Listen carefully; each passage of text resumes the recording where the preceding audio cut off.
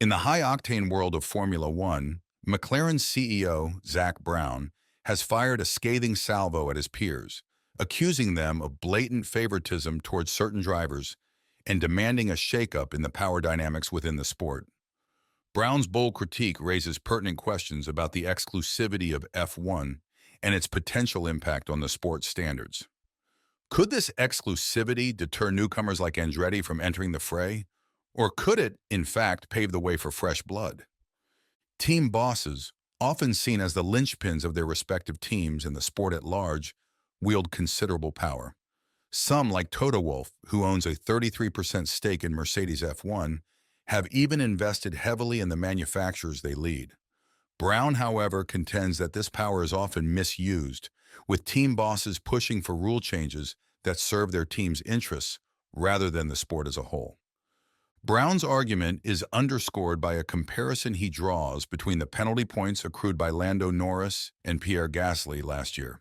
He also points to the behavior of Otmar Szafnauer, a veteran team principal who has led several F1 teams, most recently Alpine.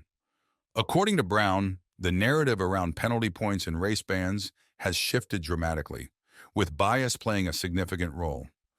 Brown recounts a team principal meeting where Norris's penalty points were discussed. Despite the majority of these points being for non-dangerous infractions, Szafnauer vehemently opposed any leniency towards Norris, seemingly because everyone wanted to see Norris banned. Fast forward a year, and when Gasly found himself in a similar predicament, Szafnauer presented the same case that McLaren had previously argued for Norris.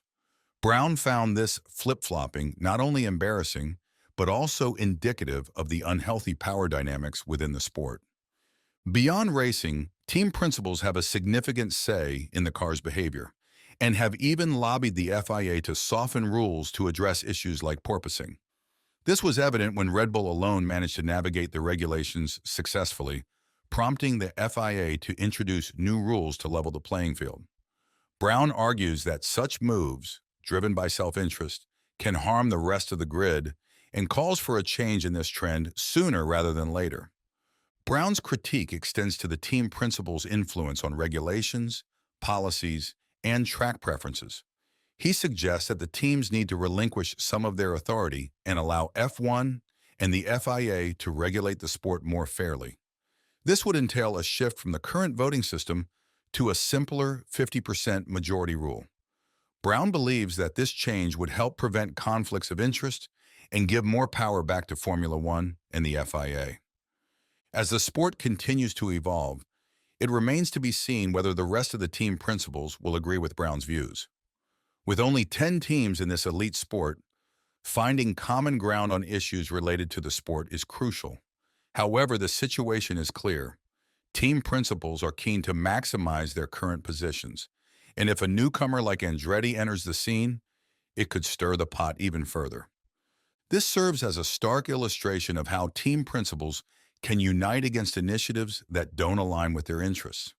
Despite Andretti's compelling proposal to the FOM, which included bringing American sponsorships and an American engine manufacturer, Cadillac, into the mix, thereby potentially expanding the prize pool, the team principals remain ambivalent about welcoming an 11th team, be it Andretti or another contender. Andretti has met all the criteria to enter the sport and has even received the FIA's approval. However, the majority of the 10 team principals have expressed reservations, arguing that an 11th team would not add value to the sport, or at least has not yet proven that it would. They cite the case of Haas as a cautionary tale.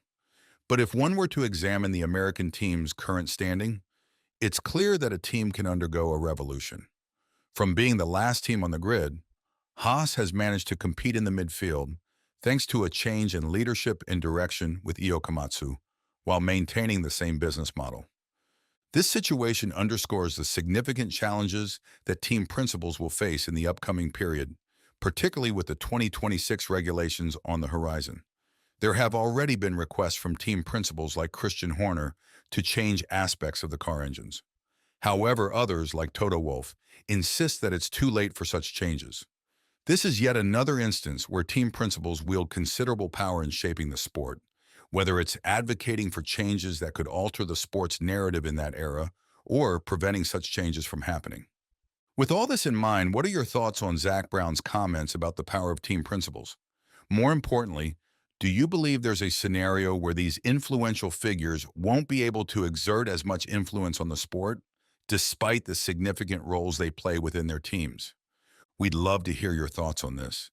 And if you enjoyed this deep dive into the world of Formula One and want to stay updated with the latest news, don't forget to subscribe to our channel. Keep the pedal to the metal, and we'll see you at the next race.